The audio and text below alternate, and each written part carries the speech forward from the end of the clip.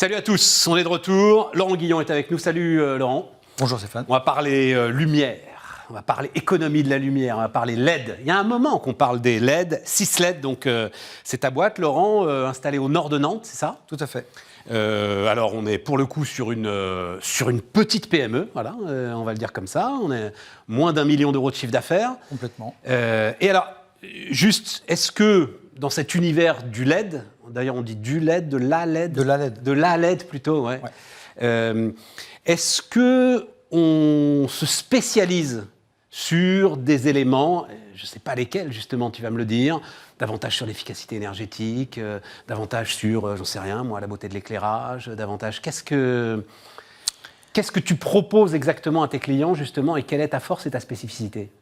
Alors la spécificité, c'est que nos clients viennent nous chercher pour des différentes problématiques. La problématique, souvent, c'est l'intégration. C'est pour ça que ça s'appelle 6 LED, conception. Intégration, ça veut dire quoi? Et intégration de système LED. On va concevoir des circuits qui vont venir s'intégrer dans les systèmes du client. Ça peut être des architectes qui ont des projets particuliers, ça va être des industriels, ça va être des fabricants de luminaires. On travaille notamment pour Roger Pradier, on fournit toutes les sources pour les luminaires Roger Pradier. Donc on travaille avec le quand designer. Tu dis, alors non, attends, je veux spécifier, quand tu dis tu fournis la source de lumière, c'est quoi? Parce que le composant LED lui-même, il vient massivement de Chine. Complètement. Ouais. Tous d'Asie.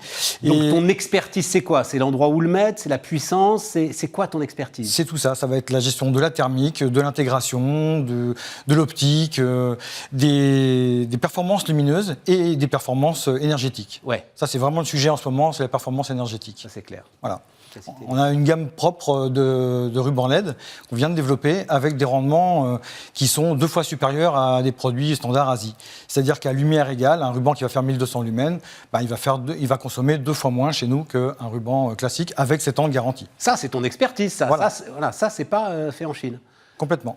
Et, enfin, pardon, c'est quoi? C'est des solutions logicielles, des solutions... Enfin, quel est le... Alors, il y a deux... Quelle est la recette? Je veux pas, évidemment, on va pas rentrer dans la technique, mais quelle est la recette qui te permet d'avoir cette efficacité? Il y a 2 façons. C'est la conception, déjà l'éco-conception.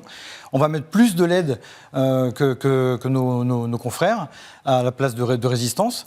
Et on va choisir des LED vraiment haut de gamme. Moi, je travaille qu'avec 2 marques principalement, qui sont Séoul Semiconductor et Lumiled. Ouais. Et c'est ça qui nous permet d'avoir des rendements énergétiques qui sont supérieurs aux autres.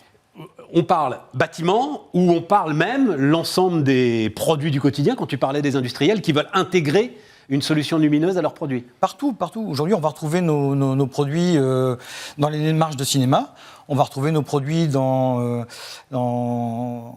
Allez, encore des exemples. Les marges de cinéma, c'est bien. Les marges de cinéma, Ça, c'est marge de cinéma, c'est un marché local ou c'est un marché national? C'est-à-dire, tu as Pathé qui vient de voir et qui dit, on va parler de Colas tout à l'heure, ouais. Et qui dit, je veux que vous m'équipiez toutes les marches de cinéma. Non. C'est le fabricant des marches de cinéma qui vient me voir avec cette problématique.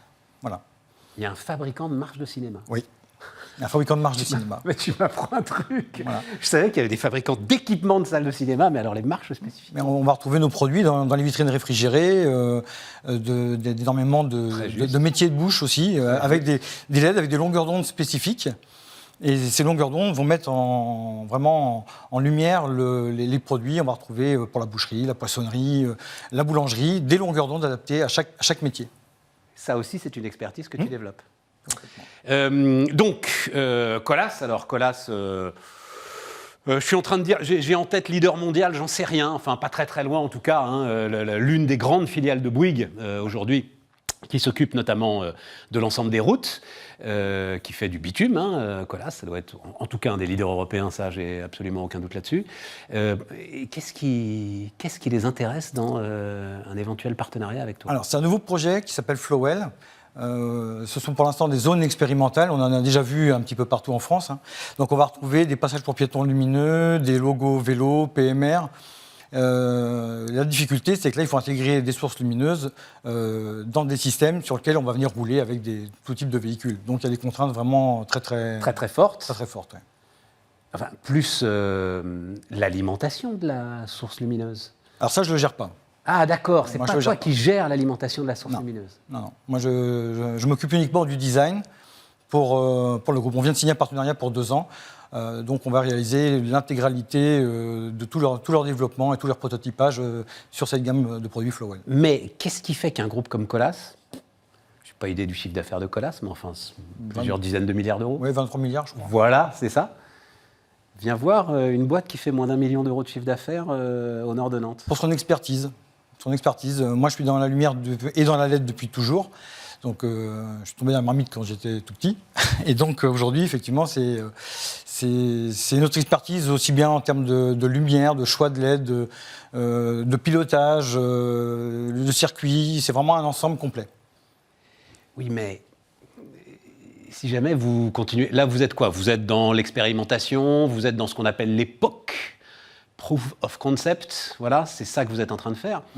À un moment, s'il y a quelque chose qui plaît à Colas, mais tout de suite, c'est... Enfin, alors, c'est pour ça que... C'est pas qu'elle va devoir doubler de taille, ton entreprise, c'est qu'elle va devoir être multipliée par 10. Non, mais c'est pas forcément une bonne nouvelle pour un entrepreneur, hein, c'est un sujet, quoi. Si, puisqu'on vient de déménager, on est dans des locaux beaucoup plus grands, qui ont été aménagés sur mesure pour nous, avec la possibilité d'une extension pour rapatrier également la production de nos produits aujourd'hui en Asie, donc la partie ruban, la partie souple, qui est aujourd'hui sous-traitée en Asie, on va la rapatrier en France. C'est le sujet en 2023.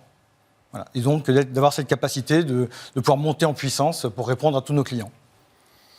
Et ça va dépendre aussi de la façon dont le partenariat va se passer avec Colas. Oui.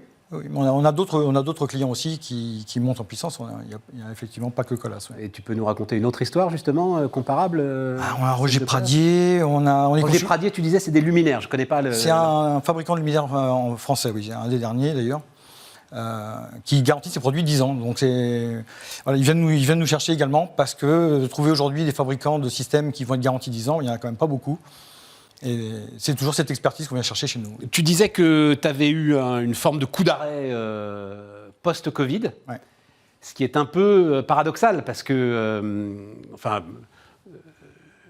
la crise énergétique étant ce qu'elle est, on se disait que les entreprises allaient, celles qui ne l'avaient pas encore fait, investir à tour de bras pour essayer justement de réduire la facture d'électricité et la LED est évidemment une solution. Oui. On a fait récemment le salon Architect at Work à Nantes. On a pu un peu tester les réactions du marché. Et c'est vrai que on peut en prendre le cas des rubans. Sur les rubans, il n'y avait pas un grand intérêt. Aujourd'hui, on ne sentait pas un ruban à LED. Il n'y a rien qui sont plus un ruban LED qu'un ruban français, qu'un ruban asiatique. Ouais. Quand on commence à dire qu'on consomme 2 fois moins et qu'on est garanti 7 ans, maintenant on trouve effectivement une oreille attentive. Tout le monde est sensible à l'augmentation du coût de l'énergie. Un mot parce que c'est un truc dont on a parlé beaucoup à un moment, puis le LiFi, c'est-à-dire l'idée que... alors, la LED est la seule à pouvoir faire ça, par des codes binaires, elle s'éteint, elle s'allume, elle s'éteint, elle s'allume, enfin bref. Elle peut transporter de l'information, elle peut se connecter à Internet, elle peut permettre une connexion à Internet, donc sans fil, sur le modèle du Wi-Fi, sauf que c'est la lumière qui est au-dessus de vous qui vous l'apporte, avec d'ailleurs des débits tout à fait satisfaisants, une sécurité tout à fait satisfaisante. Ça prend pas. Moi, j'ai pas de demande. Il n'y a pas de demande là-dessus. Non, on est vraiment une structure. On vient répondre aux demandes et aux besoins des clients. Donc, aujourd'hui, on n'a pas eu de demande sur ce domaine-là, non, pas du tout. Et tu penses que ça viendra pas? Enfin, je sais pas. Le Wi-Fi est déjà présent, performant. Fonctionne bien. Ouais. Parce qu'il avait plein d'atouts, hein. Il n'y avait pas cette histoire d'onde, il y avait pas... Enfin bref, c'était quelque chose que je trouvais très intéressant, mais c'est dans le cheminement de l'innovation aussi, c'est intéressant. Voilà. Parfois, ça trouve son public, parfois, ça ne le trouve pas. Ouais. Parfois, la rupture n'est pas assez importante, comme tu le dis, par rapport à la technologie en place.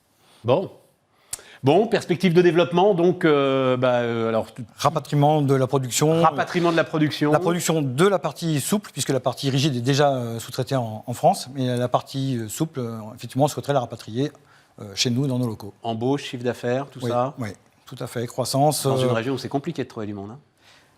Oui. Toi, tu dois être à 3,5-4% de taux de chômage grand maximum. Hein. C'est compliqué, mais on trouve encore des bonnes volontés, pas de souci. Laurent Guillon, donc, et bonne route à 6LED. Bon développement à 6LED.